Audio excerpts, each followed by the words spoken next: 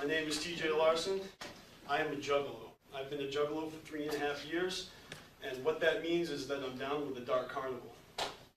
From kindergarten through 6th grade, my elementary years, my best friend was Tommy Brow, and we grew up near each other around the block. My family and his family get together on every major holiday. Easter, 1996, Tommy introduced me to something. He played me an album on his stereo. It was just a simple image, and it's a Joker's card. You know, it made me laugh. It was a little, the lyrics were a little twisted. It had a very deep meaning, even though the surface was quite just violent. And well, basically it had a moral. And the moral is, when you die, you're going to encounter a room with a box and a question mark. And if you are an evil person, you're going to hear a deafening noise that's going to reverberate against the walls, and smoke is going to pour out of this box, and you're basically going to be pulled into hell for all eternity for being a bad person. But if you're a good person, you'll see a vision of God and eternal peace and a wash of golden light, and you'll go to heaven. All right, I wasn't expecting that. It's right on message for an album by this group called the Insane Clown Posse. That was '96, and I graduated high school in 1997. The Easter Sunday before I graduated, got together again with the Brows, and this time I also had the riddle box, and we kind of clicked. The summer of 1997 was really great because it was a summer of the celebration of Vince Neil's reuniting with the Motley Crue. We got tickets to an exclusive album performance 1 week before their new album came out, and it was one show out of 3 that came to Boston. We went to the record store to buy the new Motley Crue album, and when we were there, look what I found. Another Joker's card. Right, brand new, right on the shelf. It was the same day as the new Motley Crue album, The Great Malenko. And I picked it up, and I was like, wow, who would have thought, you know? And then I also wanted to pick up another Motley Crue album, so I walked around back, got it. When I came back up to the front of the store, Newbury Comics, all the other Great Malenko albums were gone. There was a bunch there when I picked it up, but they were all gone. Me and Tommy had our copies in our hands, but the rest were gone. The Insane Clown Posse had changed record labels to Hollywood Records, and Hollywood Records was being protested by a group of Southern Baptists. And the result of this, Insane Clown Posse's new album was pulled off the shelf 7 hours after it was released. All right, before I was a little turned off because of all that Christian undertone storytelling, but that's messed up, man. Now I'm kind of annoyed. You telling me some Baptists really got this music pulled out? I mean, well, let me just think about the lyrics of ICP for a minute. And what I was ranting about before about my children and how I didn't want them listening to it. So, yeah, I guess I'm not surprised that people were protesting it. Damn, that sucks, yo. They all got pulled off the shelf. Because of violent lyrics. But I bought my copy.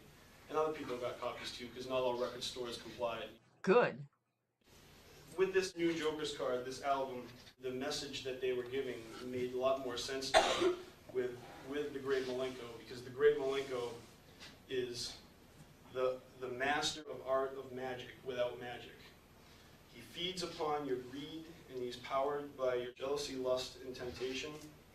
If you envision something that doesn't belong to you and you do someone wrong to get it, that is his illusion. And if you act upon it and you seek it out at the expense of others, that's his magic. Basically, if you're satisfied with what you have and you can achieve what you want without doing any wrong, then you'll see him as a hoax, and there is no magic. And so basically, his illusion are your evil thoughts, and his magic are your evil acts. And this struck a chord in me, because now I realize that Riddle Box album, it actually applied to me. I was feeling at the time that I wasn't exactly the best person I could be, and I wanted to change myself. Wow. I mean, I'm still blown away, but this isn't the first time I watched it. I tried to record my original reaction. It didn't work out so well, but my original reaction was, I just kind of got up and walked out. I was like, holy, ICP is for good-hearted people. I can't even, like, I just bought into so much of the shit people were talking about ICP that I never looked into it, man. And it's pretty cool. Sometimes. I mean, if I don't like a song, I'm still not going to listen to it. I'm still only going to listen to the songs that I like, obviously, that I want to listen to. If I feel like it's too violent, I just won't listen to it. So, I did. And on September 3rd, 97, I got to see the Insane Clown Posse live in Boston for the first time. And it is like unlike anything I'd ever seen in my life. I got right up in the front row, and they came out and dumped gallons and gallons and gallons of Faygo all over us. It was ridiculous. Why? And although I didn't understand it, and it didn't make sense, and one of the rappers, Violent J, actually jumped into the crowd, landed on my head. My hat fell off, my earring ripped out. It was actually the stud that was used to pierce my ear, like by one of my cousins in Norway. It was kind of sentimental earring. I didn't care because I had the best time of my life. I walked out of that show. It was freezing, and I was dripping with soda, sticky, freezing, cold, and I felt like $1 million. It was unlike anything I ever felt. Yeah, I'm going to do that. I'm going to dump soda in my classes.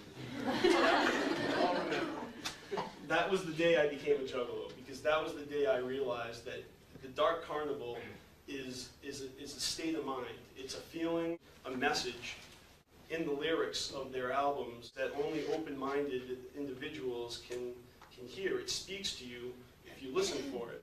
And what I did was I actually went back and I purchased the other Joker's cards, and I realized that this is all planned out. There are 6 faces of the Dark Carnival. The first one is the Carnival of Carnage, and it came out in 1991.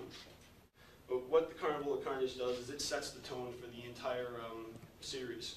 It speaks about the ghetto, and it speaks about the people that live in the ghetto, and what Violent J did, he calls it ghetto insanity. Because ghetto insanity is basically when you grow up in an environment, like if you're raised by a pack of wolves, you're going to act like a wolf. They had a calling for a change in life where take down abandoned buildings and build some schools, build some malls and create some jobs in the inner city to get some hope, some life back into the streets. They're from Detroit, Michigan, and that was a very bad area. They started rapping about a carnival of freaks, just a traveling mass of carnage that comes to the upper class and gives them a taste of what has been going on in the ghetto for so long, a real good look at the problem that's going on in America. The second Joker's card is the Ringmaster. Now, the Ringmaster is one of my favorites. It questions what the real evil is. It asks, is the real evil the person who is trapped in a caged hell, or is it the person who created the hell and did nothing to stop it throughout the years? Who's guilty? Is it Frankenstein, or the doctor that created Frankenstein? Is it the sword, or is it the man who's slain with it? It also goes on to say that those who are rejected at the gates of hell will be pulled into a fiery mass by their own sin monster. And it asks you directly, can you control your own sin monster? Are you a good person? Once again. Now, all these Joker's cards, and then I went and saw the show, and it was incredible. I had such a fun time. All these things put together, I made the decision I was a juggalo, and this was something that I cared about, and it was something that meant a lot to me, and I wasn't going to compromise my beliefs for anyone. Juggalos get a bad reputation, if any. What these albums do is they speak to a level of people out there in this world. The president of American Psychological Association said that a little more than 20% of the adult population in America has a college education. After I had experienced everything I experienced, for the first time in my life, I was aware of the coming of 2 more Joker's cards. And in 1999, I was completely ready for the 5th Joker's cards, which shocked me because it ended up being 2 Joker's cards. And these are the Jekyll brothers, the amazing Jekyll brothers. Here is Jack Jekyll, the sinister, and here is Jake Jekyll. the just. They're basically a juggling act, and they juggle balls between each other, firing balls. What these balls represent are the sins of mortals, and the price of admittance to this show is a mere human soul. If you can control your sins, you can have access to the gates of heaven and pure enlightenment and peace. But for every bad deed, another ball is added in, and Jack here, he tries to like throw off Jake. If you have too many sins, there's too many balls to juggle, and they're going to drop them, and you're going to go to hell. And there's no escape because they are the fabric of our being. And it's just basically another way of telling you how to look at yourself. Well, that's nice. I choose not to believe in hell because that's an incredibly negative thing to believe in. I don't want to believe. I don't believe in anything really 100% anyway, but I don't want to believe in something like that. But it's cool to. I'm not gonna go through this whole video with you guys, but this was cool to go over, and I want to share with you guys. You know, so if you want to watch this, I'm pretty sure you just type in like ICP 2001 college speech, and you'll find it. Or something.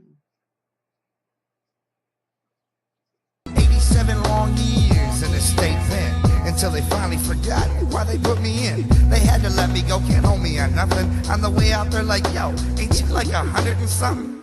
I said, that's right, and I ain't gonna die till I get my shit.